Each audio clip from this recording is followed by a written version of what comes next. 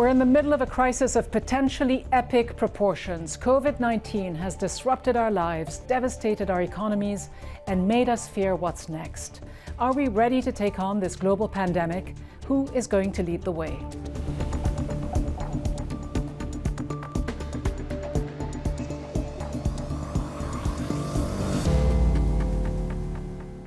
Hello and welcome to Bigger Than Five with me, Rida Fakhri. It feels like a historic moment. The coronavirus pandemic is consuming lives and our global economies, and for some of us, our jobs.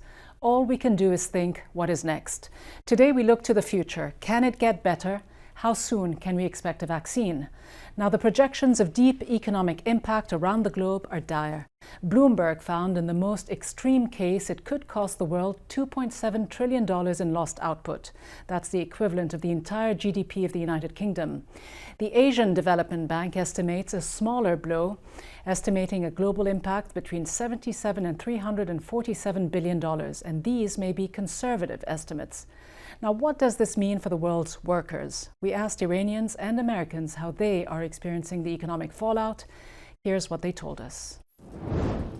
So I just worked today from 6:45 to 1:45, and then I go back into work tonight from 6:15 to 11.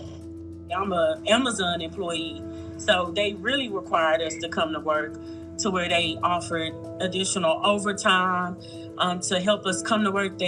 They increased our pay by $2, saying like we knew all hands on deck in order to kind of help out America right now. I am a single mother of 3 children. I have it set up to where they do their schoolwork in between my time of working, so I can kind of monitor it. Mama, you need to wash your hands. I don't have a plan. I'm just using a lot of prayer, hoping no one gets sick, but hopefully we'll get through this. As many other people in the world, we are in Iran are also facing the corona pandemic. But corona is not the only challenge that we are facing. Corona is an addition to the current US government sanctions against Iranian people. I insist on people, innocent Iranian people. We cannot even buy medicine or medical equipment, which are very necessary and vital during the corona challenge. This is the face of a very dangerous situation for us. It's not only corona, it's corona plus sanctions. واقعیت اینه که کرونا الان در ایران به مرحله حساس و خطیری رسیده. علیرغم تمامی تلاش‌های فداکارانه‌ای که کادر درمانی ما و سیستم سلامت درمانی ایران برای مهار این بحران و کنترل این اپیدمی داره انجام میده، اما خب بسبب تحریم‌های آمریکا در حوزه پزشکی در 2 بخش تجهیزات و بخش دارو ما با مشکلات عدیده مواجه هستیم. تجهیزات پزشکی، اینو خودم به عنوان شاهد دست اول مشاهده کردم در بیمارستانی مثل بیمارستان امام خمینی که بیمارستان سانتر خاورمیانه است، یعنی مریض‌هایی از خاورمیانه میان اونجا برای درمان. کمبود دستگاه حیاتی مثل پمپ سرنگ هست، دستگاهی که حیاتی است برای تزریق دوزهای دقیق دارو، و شما یه وقت می‌بینید که بخش ICU از بخش عفونی اومده این قرض گرفته، خود بخش عفونی با کمبود این دستگاه مواجهه و نه فقط بیمارستان امام، بسیاری از بیمارستان‌های My job is to provide support to the labor and household workers communities. Usually we get like around 20 to 30 jobs a day. And right now we haven't get anything. So the employers are afraid. It makes it really hard for the workers. You know, they think about what if I get sick about this COVID-19? What am I gonna do? Where am I gonna go? And then what's gonna happen if I'm not gonna be able to pay my rent? Are they gonna kick me out of my place? You know, what's gonna happen if I don't pay the gas, electricity? You know, the water. You know, I don't have money to go get food like everybody else, you know, and it seems like these helps that the government is sending, you know, a lot of them won't apply to this community. Yeah, this is something that is affecting everybody, right? But the most vulnerable communities will get affected even more. So what can be done to protect the workers of the world? What can governments do to try to lessen the economic blow? And can they succeed? I'm joined now by R. Ramakumar, Professor of Economics at the Tata Institute of Social Sciences in Mumbai, India. Professor Ramakumar, here in the United States, the predictions are dire. The impact on the economy, researchers and the Federal Reserve has said that the unemployment rate could hit 20% and even go beyond that and be at something like 30%, millions of jobs lost. What is your analysis when it comes to the situation in India and the subcontinent? I think in India, the condition is getting as worse as in the epicenters of the crisis. We started off late in the sense that the spread of infections has not been found to be as much as in say Italy, Spain or Iran, but that's more because India has not tested enough samples to be sure about that. While different countries have tested up to 2,000 to 3,000 samples per million of population, India has still now tested only about 10 per million of population or 15 per million of population. And this is affecting obviously the economy of India as well. The whole global economy being so intertwined and dependent on one another in terms of the country's outputs. The unemployment rate as it stands is over 7%. How do you think this will be impacted in the next few months? This is going to be really very bad on the workers because most cities of India has moved into a lockdown situation. Workers used to commute for a little bit for work, though with protections and so on. But what has happened is there is a complete lockdown in most cities. So there is absolutely no work except for those who are able to work from home. There is a circular from the government saying that no company should lay off workers who are not able to come for health or safety reasons. But given India's large informal sector, where 90% of the Indian workforce is, where no rules apply, it's very unlikely that these protections will actually be available to the workers on the ground. So there's going to be a lot of layoff, there's going to be a lot of wage loss, and all of this is going to blow up on the economy very soon. And not just in the Indian context, but looking at other countries as well. I mean, could this lead from one disaster to another, from a health crisis to an economic one to civil unrest, if it continues for much longer? Certainly. I think it has already moved from a health epidemic to an economic crisis. Before the crisis began, when the crisis was only limited to China, OECD had estimated that the impact would be only around 0.5% of the world GDP. Now it's actually much more than that. The very strong doubts that growth rates of many countries will actually be negative in this quarter and the next quarter, and the global economic growth rate won't be more than 1%. It's going to have a huge impact on not just the economy as a whole, on the workers, and if it spills over into the financial sector, there are going to be rising debt losses, there are going to be banking crisis, and all this will be very close to where we were in 1929. But there are certain differences between 1929 that we should note. 1929 was primarily a demand shortfall. In this case, there is not just a demand shortfall, there are also enormous supply disruptions also happening. So it's both a demand shock and a supply shock. And at present, supply appears to be enough to meet the demand. But once we reach a situation where there is excess demand, that is, supply of goods are not able to meet the rising demand, there's going to be significant inflation that will happen, and real incomes will fall. And if supply still does not pick up, there is a good possibility that social unrest may begin to erupt in many places. And what will happen to those countries like India's neighbors, Pakistan, who are heavily indebted? They've been calling on the IMF to reconsider debt relief. What happens to countries that are in such a difficult position during a crisis like this? They're certainly going to be worse off. For those countries which already have a very large debt overhang, the problem will be that their ability to raise new revenues or new borrowings will become more difficult as the crisis begins to become more acute. So those countries will have to approach international organizations for loans, and well, there will be conditionalities that will be attached to them. So it will mean that their economies cannot be structured the same way as they have been structured till now. That will lead to another round of disruption. And it's unlikely that that the crisis will abate soon in such cases. But what about the structure of economies and the role of the private and public sector, the roles of governments? Do you see that changing, a new trend where governments will be involved much more deeply in restructuring the way society works? Will the coronavirus claim capitalism as a victim? You yourself has said that 4 decades of neoliberalism has left public education, public health, and public social infrastructure in disarray.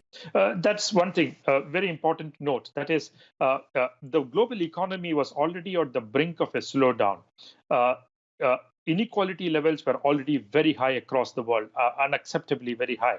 About 30 to 40 years of austerity following Reagan and Thatcher years in the West has basically led to a deterioration of particularly health facilities and also social insurance and social assistance arrangements in the Western world.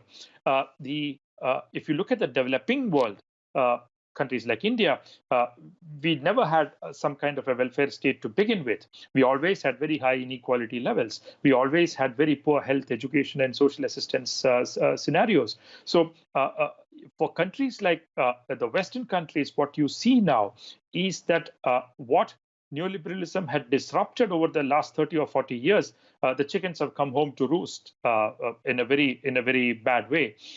In countries like India, we are not even ready to tackle the epidemic in a substantive or meaningful way. We do not have enough hospital beds. We do not have enough ventilators. We do not have enough testing kits. So when the crisis enters the next stage, we are going to be in a much severe crisis compared to the Western countries. And that is the situation many countries find themselves in. We'll have to see how governments respond. Professor Ramakumar, thank you very much for joining us.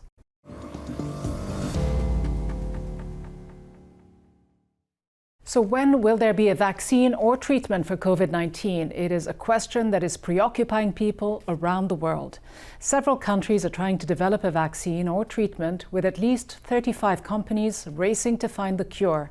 One of the doctors working to find the answer is Dr. Nevan Krogan, a Canadian molecular biologist and a professor in the Department of Cellular and Molecular Pharmacology at the University of California, San Francisco. He joins us now. Professor Krogan, this crisis will undoubtedly take a huge collaborative effort.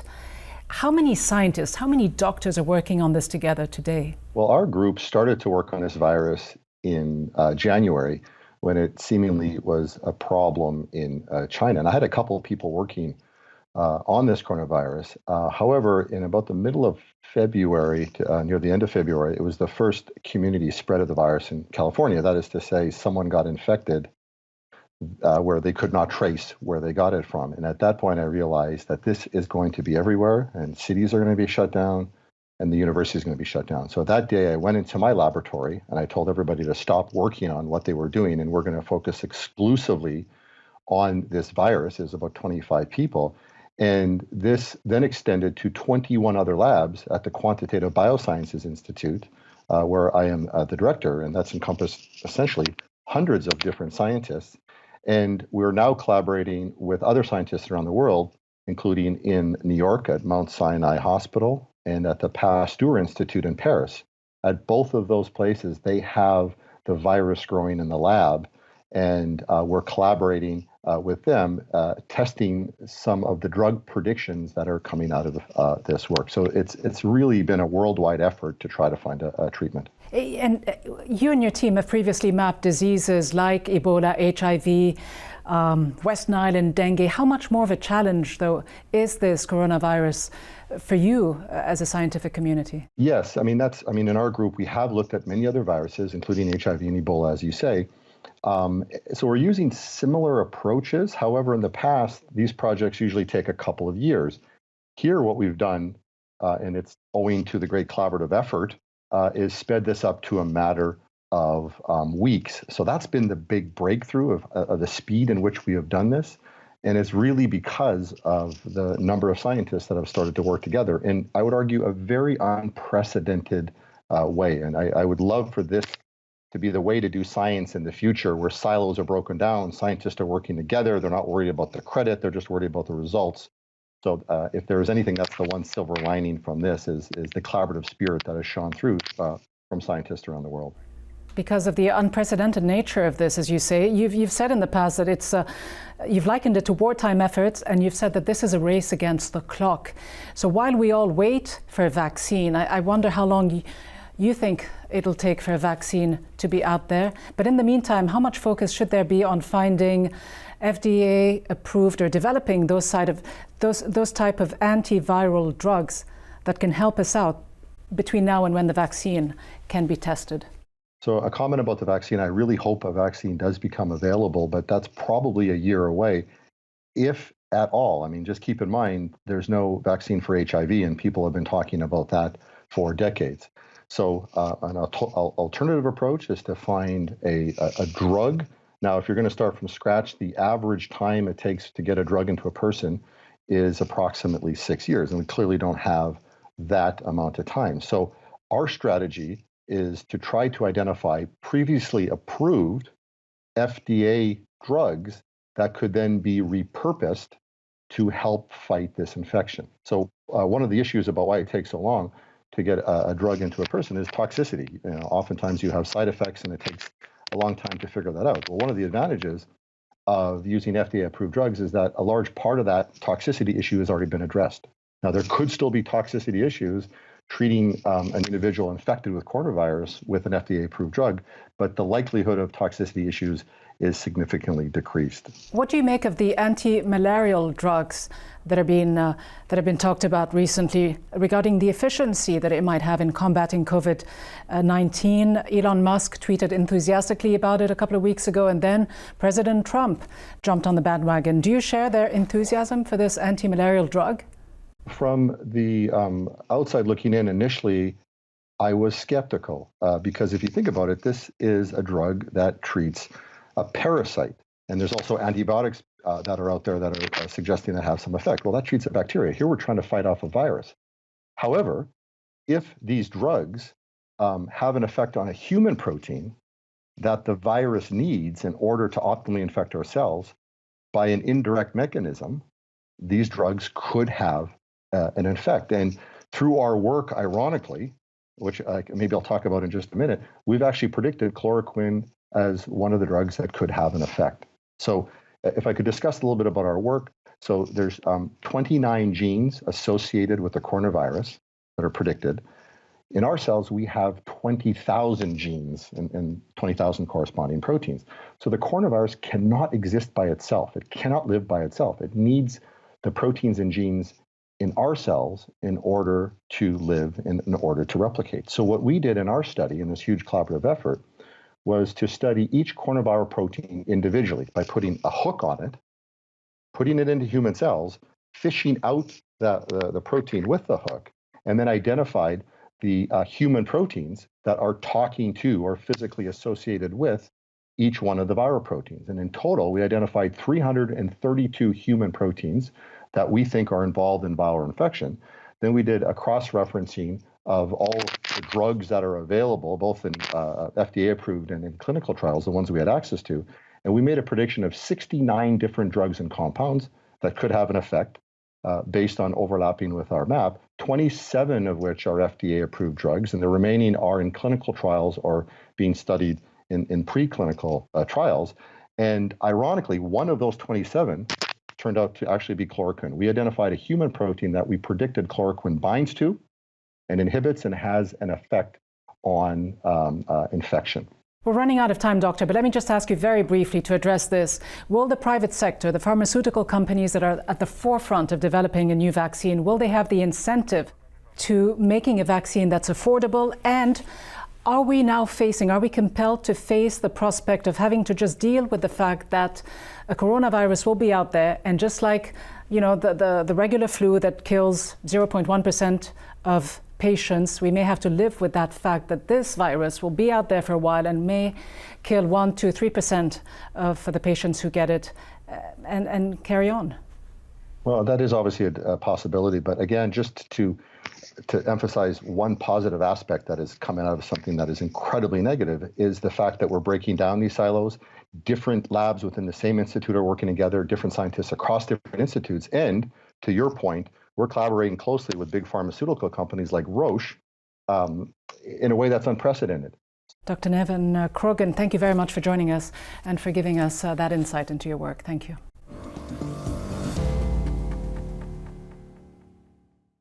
Hundreds of millions of people today are self-isolating and practicing social distancing due to the rapid spread of the coronavirus. The economies and healthcare systems of a number of countries have been exposed by this crisis as they struggle to cope with the rising number of cases. So what impact will this crisis have on the global order? Will we see a reshuffling in global leadership? Joining me now to discuss this is Jamie Metzl, a technology futurist, geopolitical expert and senior fellow at the Atlantic Council, and an expert advisor to the World Health Organization. Jamie Metzl, if one believes the shock doctrine, can this virus bring about a new political order, a new economic order, a real radical shift in our thinking? I absolutely think it can, and I think that it absolutely will. This virus is a terrible shock, but if we imagine this as a building, the cracks in the building have been seen for many, many years. And now this virus is making many aspects of this building fall down. And so what I tell everybody and say repeatedly is if you're waiting for our world to eventually just snap back to the way it was, that's not going to happen. We're seeing that our democracies, our governments are going to change. We're going to see changes in the global world order. You see countries like China and Russia, to a lesser extent, are seeing this as a once-in-a-lifetime opportunity to shift the global power balance. So this is starting as a health issue, then it's going to become an economic issue, and in short order, it's going to become a geopolitical issue. So you say that we may not return to the status quo ante in geopolitical terms. Some people are looking at the upside to this. The silver lining, they say, could be the economic meltdown the economic shutdown, at least, that we're all experiencing across the world, could help us cool off the planet. You know, those people are silly people. What we need to do is to have a smart plan that's not based on disrupting our lives, disrupting our economies, hurting and killing people. But we also need to recognize that the systems that we have in place are not sustainable. We have this mismatch between shared big global problems like deadly pathogens, like climate change, oceans, and many others, and political infrastructures, national and international, that have been unable to address them. So if we want to protect ourselves against these kinds of disruptions across the board, we need to organize ourselves to do it. And that's going to look very different from what we've had. But you're talking about sustainability. I know you're writing a book that looks at technology and its use today and into the future. Some experts, though, are warning that we humans are in fact creating an environment that is allowing pandemics like these to spread and to thrive with our hyper-urbanization. Do you see a correlation? Is all of this making us less, not more safe? Oh, absolutely. We have 7.7 billion humans on this planet. If you're a virus, you are looking for a host. Viruses don't have wings, they don't have legs. They have to find hosts to get around. Humans are the ultimate super host. And so, yes, there are people can raise questions. Should we have so many humans? But I love humans, and we're here, so we have to protect ourselves, and we have to protect the environments around us, and we have to live in balance and in harmony because we all share this planet. Technology is what super empowered the spread of this virus, but technology must also be the foundation and is also the foundation of our response to it. And so we have some incredible tools. And I, for one, am grateful we have these tools because that's what's going to save us. You mentioned our response to it. Do you think that this spread of the virus will help governments rethink their priorities, will help them rethink how much investments they make, how much priority they give to research and healthcare as opposed to investing in warfare, missiles, bullets and the like, and all of the funding that has gone into the so-called war on terrorism over the past few years? Yeah. So I certainly hope that that's the case. You look at governments around the world that have certainly here in the United States, have decimated our public health infrastructures, and it's really terrible. If you ask any human on earth right now, wouldn't you want to have a global health organization that can do international surveillance when there's a problem, send an emergency response team, have the resources to mount an effective, coordinated global response? Everyone would say yes. And then a lot of people would say, well, isn't that what the World Health Organization does? It's what it should do. But why didn't we see more states... investment in this? Because people like Bill Gates have been saying for years that the next big catastrophe won't be a war, it'll be a viral pandemic. Are we going to see a shift in the way political leaders look at this? Well, we have to shift the infrastructure of the way we do global politics. And so humans, I just had a post on this on my website, and I've drafted a declaration of global interdependence. And the basic point is that we humans are connected to each other globally, and yet we're divided up with and led by countries that are looking out for their own self-interest, not for the good of the commons. And we have to find a way to come together. We have to have political structures that support our common humanity, and we have to have resources that are addressed toward meeting our greatest needs. Jamie Metzl, thank you very much for joining us. Thank you, Jamie. And so while we continue to look for answers and scientists continue to search for a cure, a lot of questions will remain unanswered about how this crisis will impact our future, with many of us left wondering if we will ever go back to the status quo ante. From me, Rida Fakhri, and all the team here in Washington, thanks for watching. We'll see you next time.